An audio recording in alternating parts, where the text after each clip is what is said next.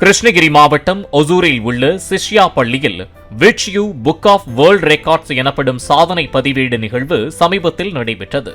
இதில் பள்ளி மாணவர்கள் ஒன்றிணைந்து 1870 பறவை உணவு தொங்கிகளை தயாரித்து புதிய சாதனை படைத்துள்ளனர்.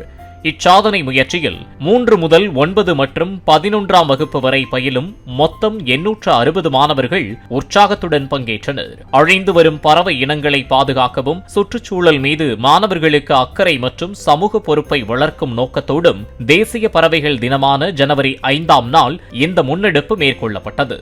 மாணவர்களின் இந்த ஆக்கப்பூர்வமான முயற்சியை பெற்றோர்கள், ஆசிரியர்கள் மற்றும் பள்ளி நிர்வாகத்தினர் வெகுவாக பாராட்டினர்.